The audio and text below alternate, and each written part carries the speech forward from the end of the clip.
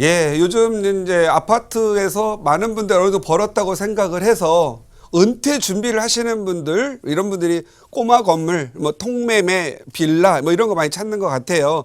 그래서 지난 시간에 단독 다가구를 갖고 있는 분들에게 신축만으로 부자가 된다고 했는데, 그때 제가 약속드렸죠. 이 공사가 너무 어렵고 공사 이거 잘못 맡겼다가는 6개월, 7개월 공사 기간 동안에 흰머리가 2배 되고 생명이 한 10년은 좀 줄어든다 하는데, 미리 좀 알면은 오히려 10년은 더 젊어진다고 말씀드린 것 같습니다. 그래서 오늘은 여러분들한테 신축 그거 아무것도 아니다, 그거 좀 알고 말 거 아니니까 다툼의 소질이 없으려면 여러분 좀 똑똑해야 되겠죠. 그래서 건축비를 어떻게 구성하고 있는지 그 기본적인 거 좀 안내해 드리겠고요.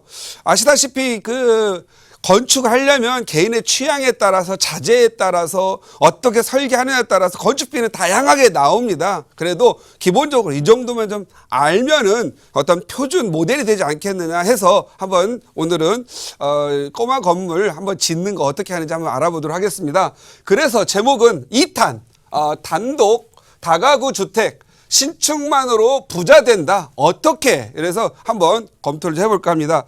보통 일반적인 그 신축 부지 하려면 제가 늘 말씀드리죠. 꼬마 건축 하나 만들려면 잘못하면 단독 다가구만 또 만드니까 땅 대지 면적, 토지 면적을 54평 이상은 해라, 이렇게 말씀을 드렸고, 54평 이상 하는 거 중요하겠고요. 세대 수는 10세대 이상이면 양호하다.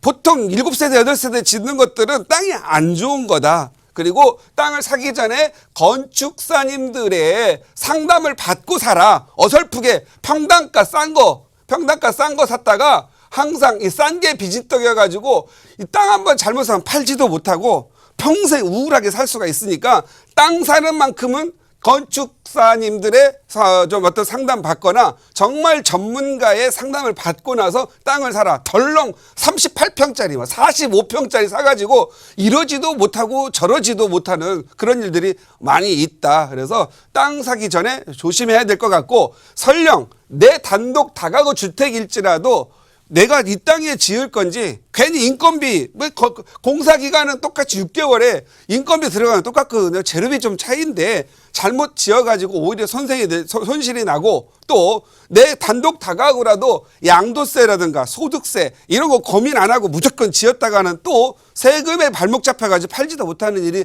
많이 발생되니까 꼭 전문가분들의 상담을 받아야 된다. 이건 단독 다가구 신축하거나 통매매 또는 꼬마 건물 사시는 분들은요, 반드시 고수 전문가의 꼭 상담을 받고 해라. 그래서 아무것도 모르면은 반드시 코베어간다, 이렇게 생각을 하시면 될 것 같습니다. 오늘 하나 예를 들어보겠습니다.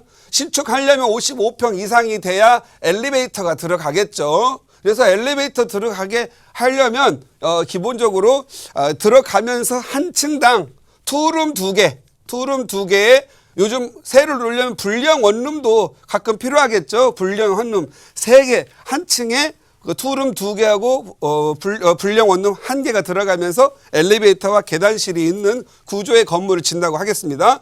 보통 2종 일반 주거에서 지쳐요. 이런 그 통매매나 다가구 짓는 3종 땅은 건폐율이 3종 땅은 50%밖에 안 됩니다. 그런데 3종 땅은요, 2종은 60%죠. 우리 일반적인 사람들은 3종을 좋아하는데요, 굳이 3종을 좋아할 필요는 없다. 그래서 2종 땅은 용적률이 200%, 건폐율이 60%고요. 3종 땅은 건폐율이 50%, 그 다음에 용적률이 250% 이런 부분이 있는데, 이 250%를 보지 말고 바닥 면적을 차지하는 이 건폐율 60%가 매우 중요하겠다. 그래서 건폐율 200%인 2종 땅 위에 짓는다고 봤습니다.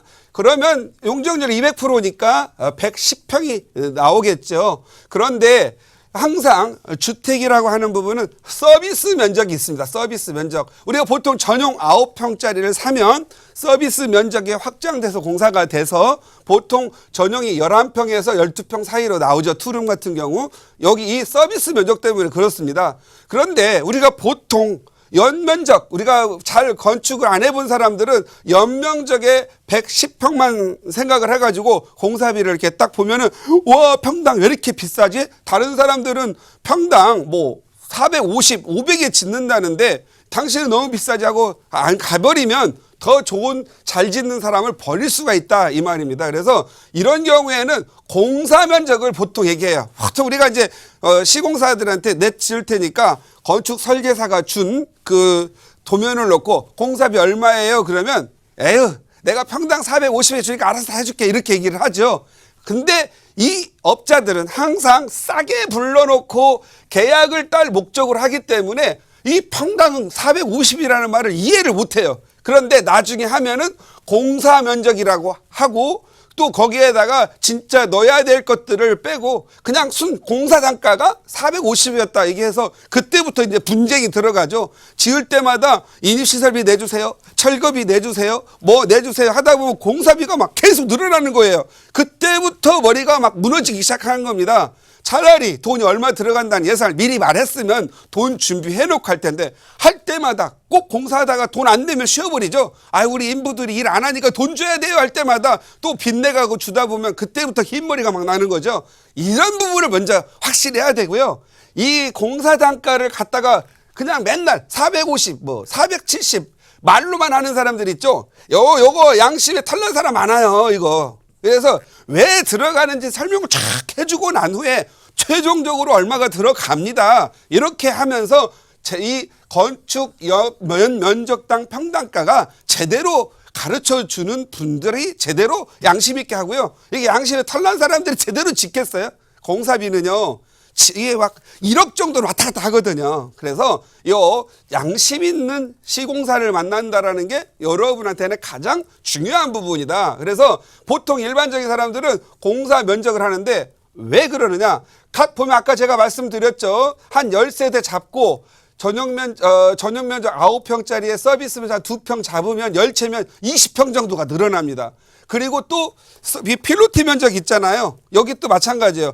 밑에 바닥에 이렇게 1층에 필로티 주차장 이렇게 들어가죠. 6대, 5대 들어가는데 계단 면적 빼고 필로티 면적으로 봤을 때는 면적이 굉장히 커요. 그런데 필로티는 공사면 단가가 싸니까 이걸 면적으로 가면 안 되고 요것을 약 2.5분의 1이나 3분의 1에서 여기 있는 2층, 3층 연면적 짓는 거하고 환산을 해가지고 면적을 낮춰줘야 되는데 어떤 사람들은 이 면적도 크게 해가지고 공사 단가를 낮추는 분들이 많습니다. 그래서 제가 봤을 때 이 필로티 공사 면적 환산하고 서비스 면적 붙여서 보통 보면 55평 지으면은요. 실제적으로 나올 수 있는 면적은 한 136에서 140평 정도가 나옵니다. 그러면 땅을 사거나 사시는 분들 보면은 취득세 3.5%또 생각을 해야 되겠죠. 예를 3.3%에다가 법무사 비용도 내야 되고 잡비 또 들어가잖아요. 인지세, 등기세 내고 하다면 등기 비용은 대충 취득세는 3.3%이나 한 3.5% 들어갑니다. 건축비, 이 건축비가 문제죠. 예를 들어서 55평짜리 한 10세대 들어가는 거 보면은요, 한 7억 정도 들어갑니다. 근데 이것을 공사 면적, 공사 단가로 때리면은 500만 원밖에 안 가르치는 것처럼 보여요. 그런데 이 연면적, 우리가 등기상 허가가 나는 면적으로 봤을 때는요, 평당 636만 원 넘어갑니다. 요즘은 공사비 많이 올랐죠. 감리비도 달라고 하죠. 또 공사 자재 잘 만들어야 되죠. 감리가 까다롭게 하면서 옛날 철근도 뭐 좀 많이 속여서 했잖아요. 요즘 그거 좀 까다로워지나 이거 공사비가 지금 굉장히 많이 올라가거든요. 그러다 보니까 요즘 다세대 주택값도 막 계속 오르고 있고 아파트값 폭등했으니까 또 다세대 주택도 따라서 오르겠죠. 그래서 땅값도 오르고 있고. 그래서 보면은 건축비 7억이라고 얘기를 했을 때 공사 단가 500이라고 하는 말을 믿지 마시고 보통 공사 단가 500이에요 하면은 110평에다 이어서 5억 5천이네요. 그래요. 군두더기 없이 그냥 마치 연면적으로 계산하는 것처럼 알고 보면 공사 면적에다 곱해보면 결국은 7억이라는 숫자가 나올 거라는 거죠. 거기에 뭐가 있죠? 부가세 별도 됩니다. 부가세는 우리 일반인들 지을 때는 환급 받을 수 없죠. 이것도 공사비 들어가는 거예요. 그래서 10% 올라가는 게 아니고 약 그 땅값 부분 빼고 이렇게 하는 거니까 인건비도 빼고 하다니까 전체 공사비의 약 50%의 10%니까 전체 공사비 한 5%, 5, 3, 5, 7, 35, 3,500에서 한 4,000 정도 또 추가되잖아요. 그럼 이것도 나중에 보면 단가로 따지면 높아지는 요인이 되겠고, 또 우리 공사하시는 분들은 아유, 나 땅 16억, 10억에, 뭐, 예를 들어서 15억에 샀어요. 공사비 7억이면 된대. 그래서 22억이면 끝나는 줄 알아요. 거기에 관련된 부대비용이 얼마나 많은지를 계산을 해야 되는데, 첫 번째, 자기 집 이사 가야 되죠. 단 짓는 10개월 동안 다 지어가지고, 다시 이사 오려면 이사 가가지고 월세라도 달세라도 내야 되잖아요. 그 다음에 또 이사 경비도 내야 되고요. 그런 비용들도 생각을 해야 되지 않겠어요? 그런 비용은 싹 빼고 생각합니다. 또 거기에 설계비도요. 그냥 보통 보면은 연면적 하지 말고 공사 면적 이런 거 보면 평당 10만 원은 잡아야 돼요. 제가 이건 건축사님들의 세계니까 잘 모르겠지만 10만 원 이상은 들어가는데, 어떤 데는 단독 다가구 건축하는데 잘 모르면요, 막 2,500, 3,000 달라고 하면은, 되게 좋게 잘해주고, 막 예술적으로 막 해가지고 해놓고, 현실에 가가지고 그 예술적으로 가려면 공사비가 너무 많이 들어가기 때문에 일반적인 광사로 나온다 이거죠. 그래서 이 설계비도 한번 전문가들의 좀 상임위를 받아야 되겠고요. 요즘 감리비, 원래 재작년까지 감리비라는 건 없었어요. 그냥 한 200, 300 들어갔었는데, 지금 건축을 하면서 하도 장난을 많이 치고, 필로 튀고 막 무너진다는 둥 하다 보니까, 이거 안 되겠구나. 감리는 무작위로, 랜덤하게 구청을 통해서 여러 업체에서 하나를 신청할 수 있도록 해가지고, 요거가 이제 투명화가 돼서 투명성이 많이 확보돼 있어요. 그래서 감리비가 별도로 발생합니다. 이것도 평당 한 8, 9만 원 들어가는 것 같아요. 거기에 또 요즘은 철거에 대한 사고도 있으니까 철거 감리도 이 정도면 한 300만 원에서 200에서 300 정도 추가가 된다. 그래서 생각지도 않는 비용들이 늘어나고 있다. 이렇게 보면 되겠죠. 또 건물을 다 지었어요. 건물 완성하고 나면 등기부등본 이제 올려야 되잖아요. 또 건축물 대장에도 올려야 되잖아요. 보존 등기 해야 되죠. 이것도 건축비의 3% 정도가 또 들어갑니다. 이거 예를 들어서 7억이면 소유권 보존 등기도 3, 7에 21, 2,100만 원 정도 들어간다고 생각하셔야 되겠죠. 이것도 굉장히 중요하고요.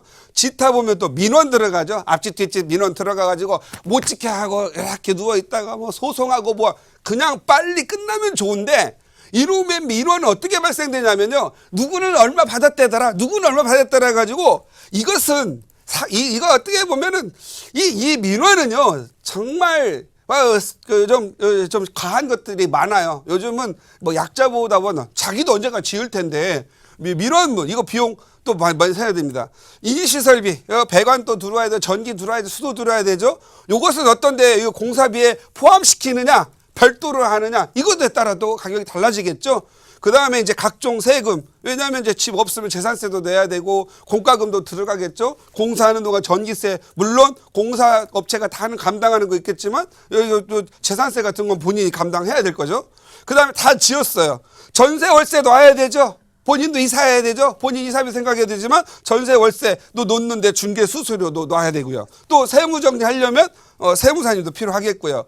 이런 비용들이 많이 들어가는 것을 감안하고 계산해 봐야 되는 부분이 있겠고, 단순히 땅값 사서 공사비만 해가지고 한 2억 정도 더 나오면 굉장히 힘들거든요. 그래서 미리 이런 부분들을 계획을 할 때는 첫 번째 건축 허가를 받아서 내 땅이 효율적인지 안 하는 건지, 과연 돈 투자할 가치가 있는지 아시려면 건축사님들이 하는 설계를 검토해야 되고, 두 번째, 공사가 이게 제대로 될 수 있는지, 가격이 제대로 있는 시공사를 잘 만나야 되기 때문에 이런 부분 할 때는 좀 더 이 사람들을 다 아우르고 이해할 수 있는 고수 전문가를 만나 가지고 그 상담을 마친 후에 진행하면 흰머리도 안 나고 오히려 앓던 병도 더 낫는다. 그래서 너무 세상 이 신축만으로도 부자가 되니까요, 세상 너무 무서워하지 마시고 좋은 사람 만나서 진행을 하면요 너무 행복해진다, 이렇게 보시면 될 것 같고,